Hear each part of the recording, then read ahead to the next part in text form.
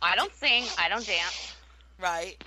So I said to the guy, like, listen, I'm totally in the wrong place. I don't sing. I don't dance. And he's like, well, what do you do? And I was like, I work at a store. He's like, oh, well, we work with the company that does the retail on the ships. Can we send your resume to them? I was like, sure. Didn't hear anything for like 6 months. Then I got a phone call. Are you 21? Do you have a passport? Do you mind sharing a room? When can you get on a plane? And that was it. I told my family I'll be back in 8 months, and I came back 6 years later. 6 years? 6 years I did it. You worked on a cruise ship for 6 years? 6 years, not 6 years straight. I do between 8 months and 10 months, 11 months at a time, just depending where we were. Sometimes you stick around if your itinerary is better. Like I was supposed to get off one time, I think like in Australia, but we were still doing South Africa, and I wanted to see South Africa, so I stayed on until we got back in the States, and then flew home from there. So I'm so curious. So how much? All right. So you worked in the gift shop. So like, what were your hours? Because I heard they worked them to death. Yes.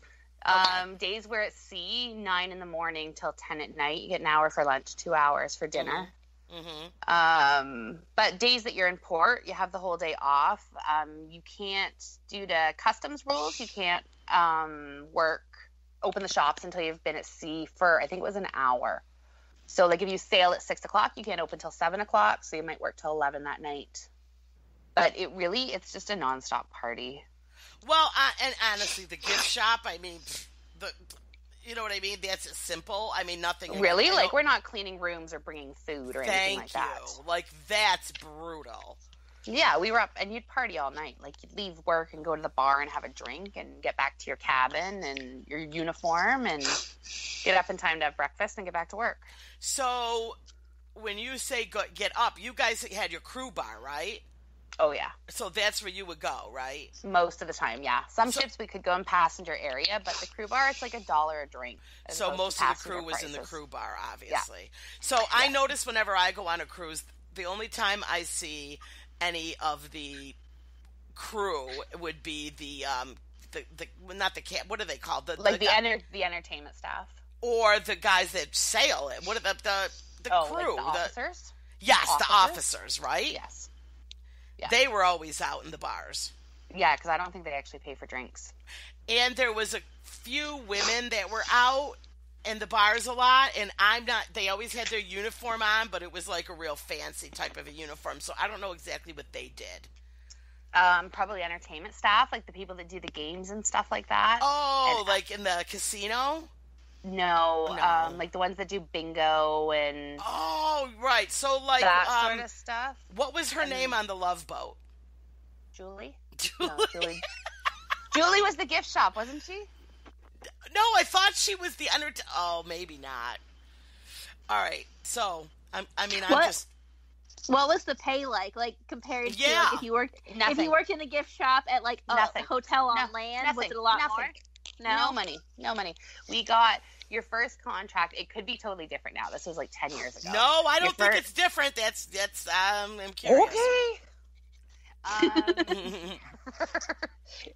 Your first contract, you got $500 a month. Mm-hmm. Oh, wow.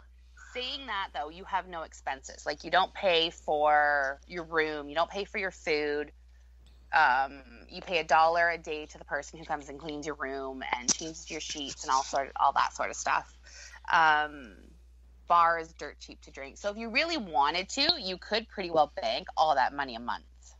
Mm-hmm. Sorry, my face is So feeling. this isn't a career for someone who's wanting to like save any money at all. This is like just travel and party. What you want to do. much. If you want to get it, for us, yeah, it depends. If you want to get into like management and stuff like that, the money can get really good. And once you start doing your bonuses, like in the Caribbean, you make no bonuses whatsoever in the gift shops.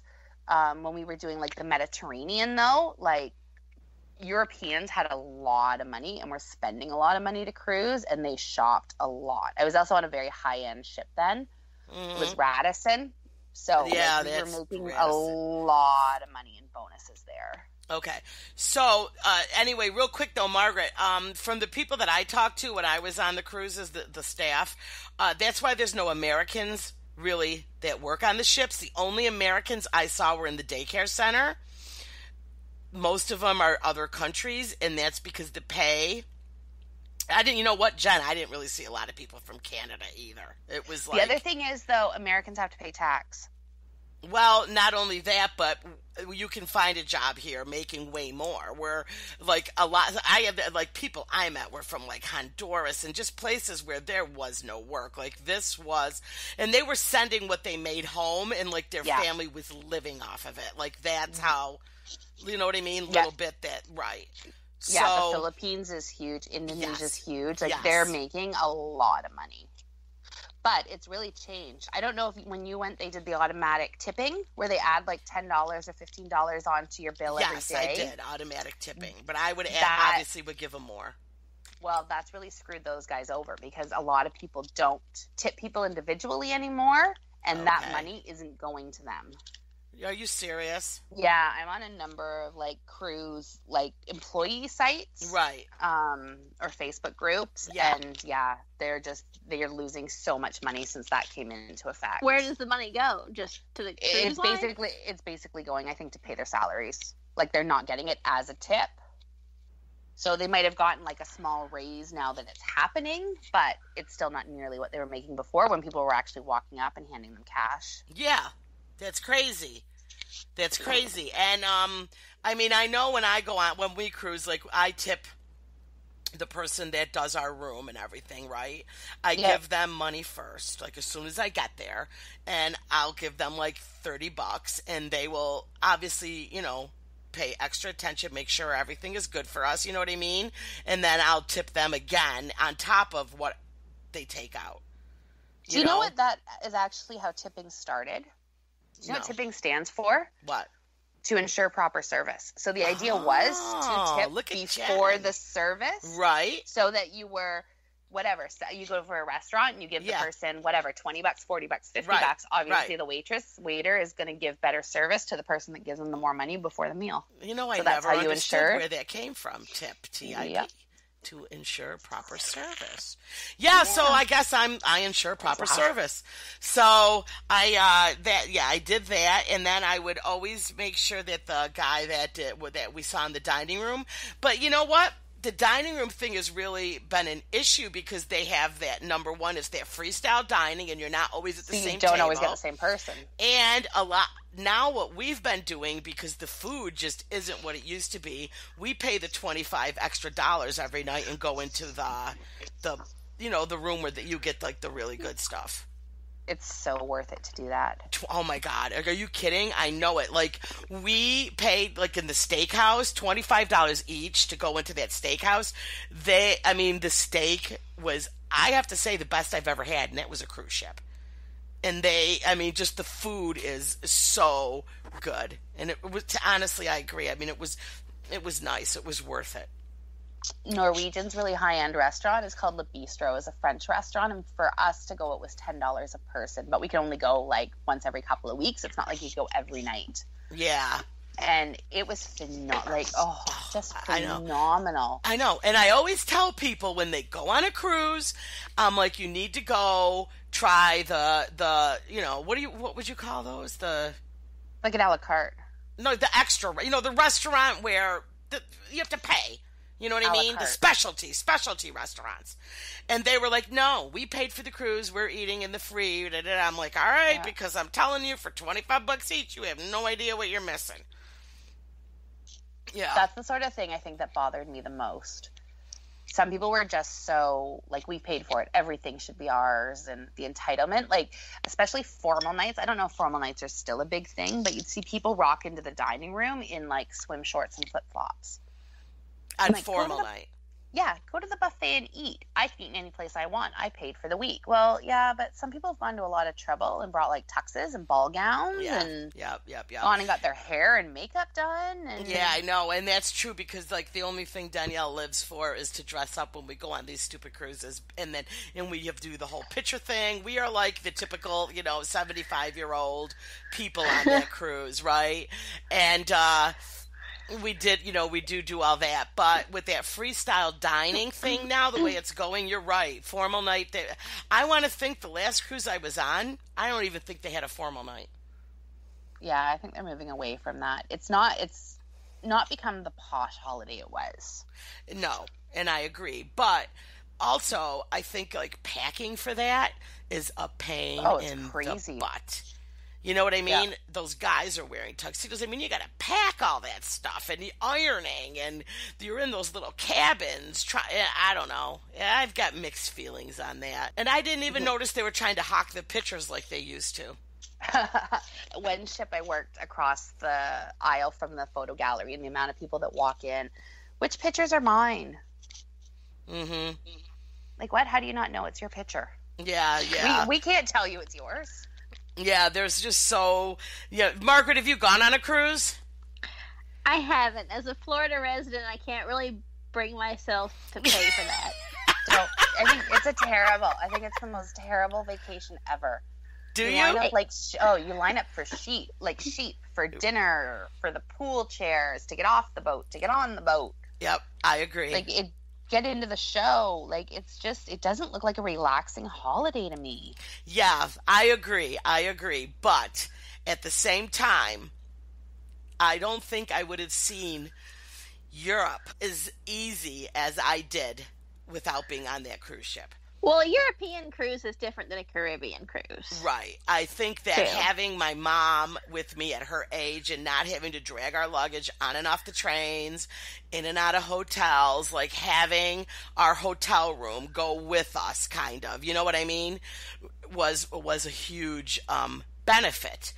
I think that you're right, Jen, like trying to get your chair and getting down there early to try to grab a space. And no, it's not that great. I will agree with you on Europe, though. I think it's a good way to see Europe because you see so many places that you wouldn't have the chance to go on vacation and see like 8 different countries. Right. You can go. I loved Italy. I loved France. I want to go back and spend time in those. Right. And it's nice for people that can financially afford to do the cruise, do the 8 stops, like you said. We did Spain, France, and Italy. And you know what I mean? I went everywhere. Florence, Rome. And when we stopped everywhere, I had 2 days in Venice, but everything else was just 1 day. But financially, you know what I mean? That was kind of it for me. But if somebody wanted to do that cruise and then pick the one thing they loved and then spend, the next time they go on vacation, a week, it kind of gives you an idea of like where you might want to spend. I can't afford to, I mean, if I could go back now, that cruise did help me decide like what I liked and would spend more time, when one would be Florence. Yeah, which I think it's awesome for that. Yeah. As opposed to like doing the Caribbean or something, like you only have like 6-7 hours there. So you do a beach day or you go shopping or you do a tour. Like there's just not enough time to really see stuff. Right. And after the Caribbean cruise, I feel like I need a vacation. Like, I come home and I feel like, oh my gosh, I'm exhausted. Because it's not relaxing. Right. So we're vacation shopping right now. So I guess like I can get. So if I had to go to the Caribbean for a week, Jen, where would you pick? Are you guys allowed into Cuba yet? Not yet. No, wait, Margaret, are we allowed? Yeah, but I personally would give it a little more time, especially if you want something like fully relaxing. I just wouldn't want to have to worry about anything. That they're not letting you back in, or that was a friend of mine. We were going, and she was afraid that like she'd get to the airport and they'd be like, "Okay, you can't go any farther." That and how you like have to bring cash, like only like what if something happened? I don't know. You're not comfortable yet. No, I would just go to the Keys. I've done that. I don't want to go back. I've spent a long periods of time there. So what else? I love Dominican. Did you? Yeah. The food's good, the beaches are good, the people are friendly, the resorts are nice. Okay. So I didn't even think of that. It's not crazy expensive. I did not even think of that. It's like Mexico without, no offense, only Americans. Yeah. Well, I tell you what, I love Mexico. I did a cruise, just the what do you call this? I'm so like tired. Anyway, we did the peninsula, the Yucatan. Is that what it's called? Yucatan Peninsula. Yeah. Right. We did that one, and I'm telling you, I love Mexico. I love the food. I love the people.